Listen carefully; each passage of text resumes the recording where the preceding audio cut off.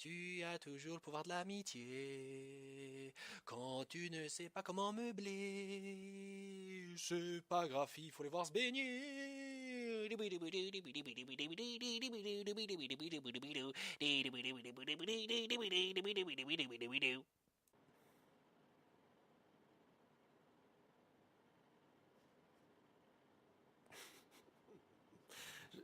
Je sais pas pour vous, mais à chaque fois qu'on a un chapitre comme ça, je me dis putain, Mashima, il y a des jours où tu vas là, tu vois, t'es là, t'approches, tu grimpes la montagne, et bam, tu redescends. C'est à chaque fois ce truc-là que j'ai la sensation, c'est le fait, montagne russe. Quand quelqu'un avait dit, je me souviens, que Fairy Tail c'était un peu le fast-food du manga, eh ben il avait pas tort. Il avait pas tort. Je sais plus qui l'avait dit d'ailleurs, mais il avait pas tort. C'est un peu le Big Mac du manga Fairy Tail, tu vois. Bon bref, peu importe, mais ce chapitre-ci, donc au début, se présentait comme un chapitre avec assez de contenu. En fait, on allait voir un peu ce qui se passait dans tous les côtés du camp de Fairy Tail, en tout cas, sauf chez Laxus et Kana, enfin peu importe. En tout cas, la plebs, parce que maintenant Kana a un peu rejoint la plebs, enfin, elle a un peu rejoint le rang de Max et compagnie. Hein. Putain. Bref, donc moi, je trouvais ça dommage pour Kana. Putain, la meuf, c'est la fille de Gildart, merde quoi. Ok, elle a une magie de carte, mais il y avait moyen quand même de couiller avec ça, quoi. Enfin, je sais pas. Bref, dans tous les cas, ce chapitre donc nous montre donc plus ou moins ce qu'il en est de chacun des qui aura pardon quel tel ou tel combat parce qu'il n'y a pas vraiment de grosse progression si ce n'est du camp de Lucie et de Brandish. Mais progression, je dis ça entre parenthèses. Bref. Donc, tout d'abord, on commence avec Natsu et les autres, donc qui sont toujours aux mains avec ces putains de sous-fifres de merde. Donc d'ailleurs, j'ai oublié le nom de celui qui avait les yeux bandés, les yeux bandés. D'ailleurs, qui a visiblement envie de, je pense, si j'ai bien compris, a envie de, elle les trouve intéressant et trouve jolie l'écharpe de Natsu. Évidemment, c'est l'écharpe de Ignil, donc pas touche, connard. Donc, je pense que si déjà le mec touchait l'écharpe de Natsu, putain, Natsu va déjà que son père est mort. Alors si quelqu'un essaie de voler le seul souvenir qu'il a de lui, là, alors là, non, laisse tomber quoi. Bref, on apprend surtout que Natsu ne se bat évidemment pas sérieusement, ça on s'en serait douté, mais surtout parce qu'en gros, il veut économiser ses forces parce qu'il ne sait pas combien d'adversaires il aura à combattre après. Et là, Happy, qui est en réalité l'auteur qui parle à travers Happy, et qui est en train de dire oh tu as tellement grandi, je suis fier de toi. Bref, et nous on est là, putain mais hey, ça fait plus de 400 chapitres là, il serait temps un peu que Natsu pense effectivement à économiser ses forces, merde. Bon bref, dans tous les cas donc Natsu ne va pas finir ce combat tout de suite, et c'est une manière aussi pour l'auteur de pouvoir le retenir là, alors que tout le monde, enfin Lucia est en danger, ou Mira va commencer un combat, et Erza aussi. Donc c'est un peu pour retenir tout le monde le temps que les trois combats qu'on a déjà là se terminent. Bref, donc pareil pour Gagil, pardon. Gagil qui est donc commun contre un certain Karim qui utilise une magie de couleur noire. Je ne sais pas exactement ce que c'est certainement pas de la magie de Godslayer, en tout cas j'espère pas, j'ai pas envie qu'il y ait un random comme ça, une magie de Godslayer, merde quoi. Bref, ça pareil, Wendy, Carla, cette salope, et Panzerly, donc qui s'occupe toujours des autres couillons, pareil. Du côté de Grey Juvia, bon, il se charge un peu aussi des autres randoms, mais en même temps ils sont contents qu'il n'y en ait pas autant que contre les d'ennemis qu'il y avait contre les avatars, cependant ils sont tous, ceux-là sont malheureusement plus forts, donc même s'ils sont moins nombreux, le combat n'est pas pour autant plus facile. Et après, on a donc la famille Strauss qui arrive. Et là, très grosse surprise, puisque Mirajan nous sort donc un Satan Soul qui est basé sur celle-là. Donc celle-là, Kukimon, donc de Tartaros. Et je suis très satisfait de voir ça, puisque celle-là et Silver, bon d'accord. Mais celle-là était un de mes donc des membres du Kukimon préférés avec Kiss, même si Kiss éventuellement est une saloperie en soi, est une immondice, est une grosse chiure. Mais j'aimais bien le design de Kiss, moi personnellement, et je trouvais ça dommage qu'il soit vite expédié comme ça. Bah bon, peu importe. Donc on a Mira qui donc possède le Satan Soul de celle-là et qui lui permet d'utiliser donc la macro, donc c'est-à-dire le fait de donner des ordres à l'adversaire directement pour le manipuler. Et c'est ce qu'elle fait, donc elle demande à les random ennemis là de s'endormir directement, ce qui n'a pas fonctionné sur tout le monde. Pourquoi? Peut-être je sais pas, il y a une limite au niveau du nombre ou une limite de portée, ou alors je sais pas, les adversaires qui ne peuvent pas être affectés quand ils sont trop puissants, je sais pas. Mais en tout cas, ça marche pas sur tout le monde et le reste, donc elle veut s'en charger à main nue. Bon, si j'ai bien compris, en réalité, celle-là était sur le point de crever. En tout cas, elle a possédé ce corps, cette transformation. Je sais pas trop exactement. C'est un peu bizarre au niveau de la traduction parce que j'ai vu 4 traductions différentes pour ce chapitre-ci. Et en fait, tout ce qu'il y a à retenir, c'est qu'en gros, de toute façon, Mirajan peut utiliser donc le corps, les pouvoirs donc de celle-là. Et c'est une très bonne chose. D'ailleurs, vous pouvez voir la petite mèche des cheveux de Miragen qui est d'ailleurs sur la tête de Cella, et c'est aussi une très bonne chose. C'est pour garder un peu, on va dire, l'apparence, enfin, je veux dire, tous les Satan Soul, par exemple, de Miragen avaient toujours un petit côté, on pouvait la reconnaître avec sa mèche. Pour le Citri, je sais même pas si c'était là, mais en tout cas pour Cella, ça y est.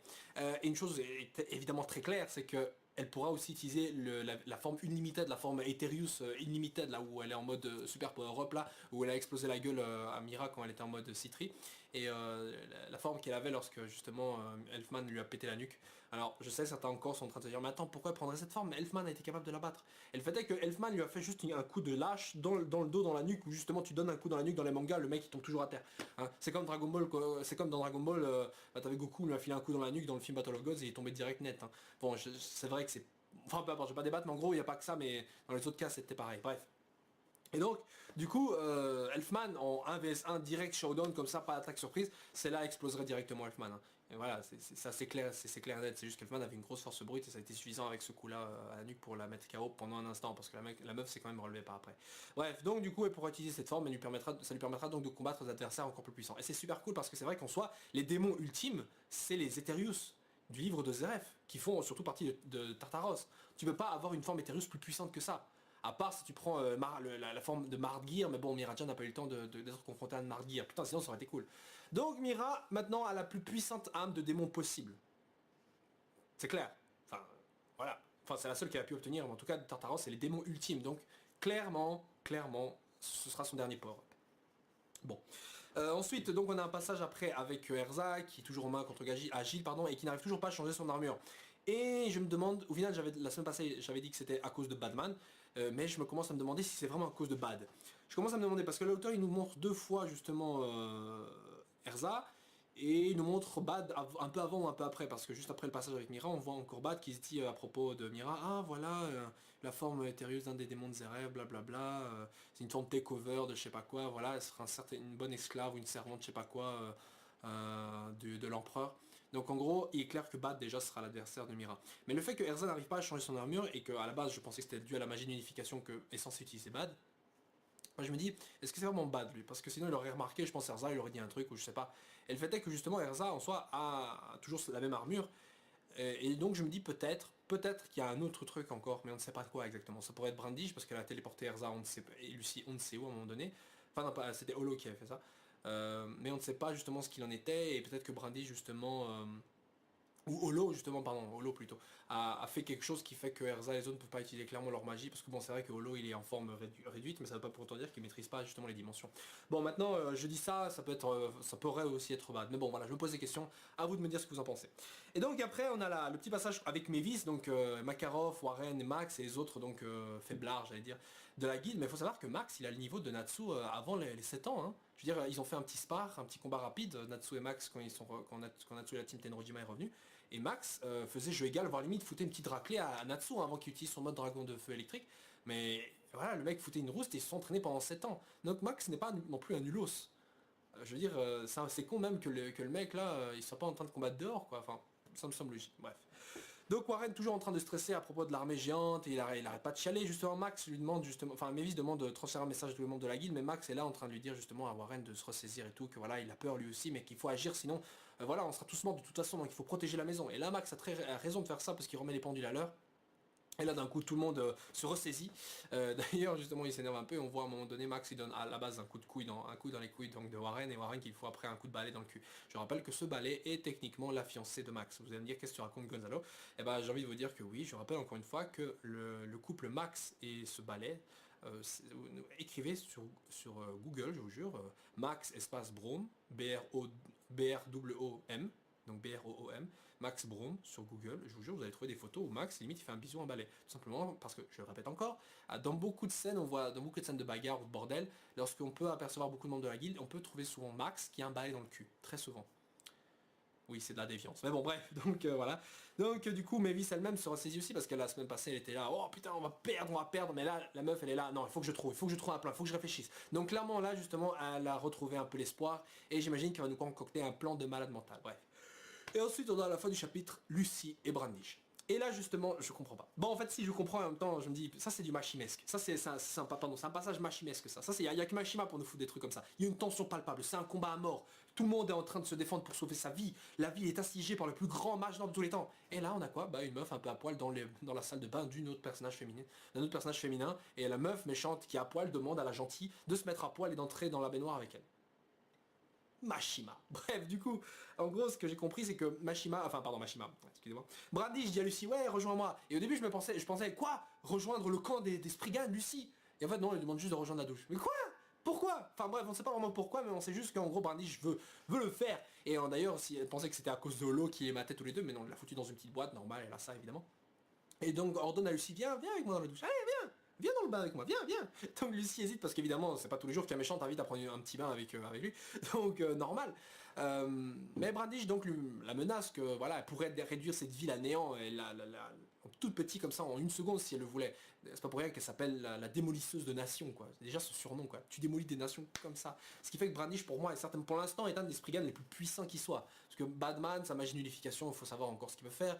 Agile, d'accord, il maîtrise le sable, mais bon, je veux dire c'est de la magie qui manipule des éléments et les éléments ça peut être contré. Mais Brandish c'est une magie qui manipule pas vraiment d'éléments, il transforme les gens et la magie qui affecte directement les gens c'est les magies en général les plus terrifiantes je trouve. C'est comme les magies de manipulation comme la macro par exemple, c'est une magie abusée et là elle peut réduire la taille de quelqu'un et donc sa puissance de feu est carrément, elle peut la réduire à un niveau, je sais pas jusqu'à quel niveau elle peut réduire la taille des choses mais voilà bref.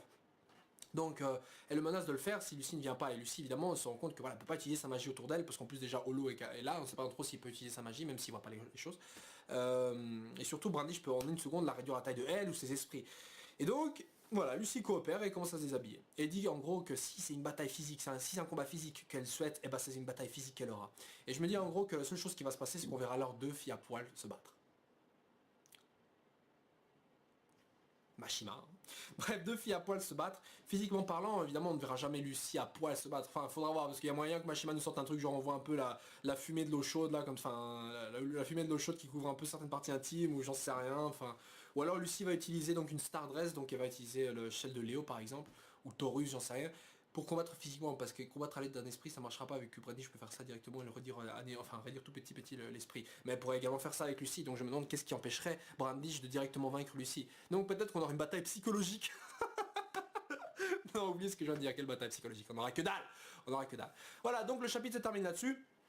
La semaine passée je m'étais dit que le fait que Brandish dise à Lucie ouais tu m'as laissé une forte impression je sais pas quoi, je pensais que c'était pas dans le sens où voilà elle était lesbienne ou que genre Lucie lui rappelait peut-être un autre personnage que Brandish connaissait genre Di Maria qui ressemblait un peu à Lucie, les blonds, les yeux bruns et tout, mais avec la coupe différente ou peut-être Leila et tout, mais en fait je pense vraiment que c'est parce que Brandish en pince un peu pour Lucie, je pense que c'est vraiment pour ça, parce que bon la meuf elle en pince un peu pour elle, elle rougit un peu, elle demande à Lucie de rentrer dans le bain à poil avec elle, normal hein.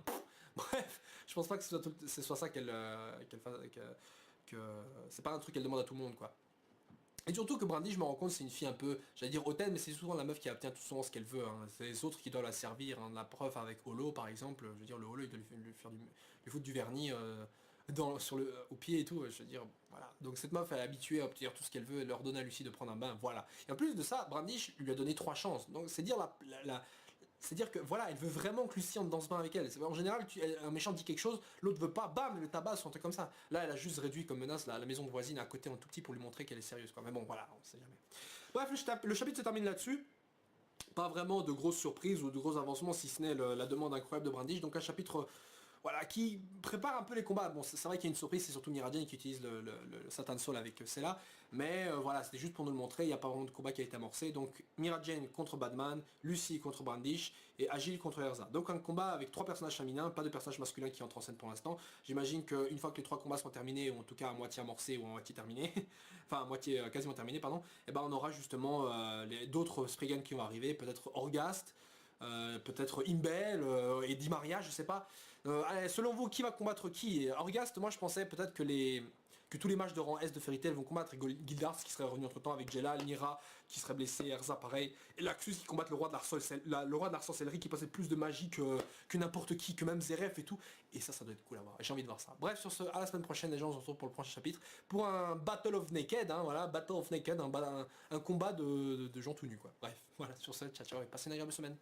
Zoup.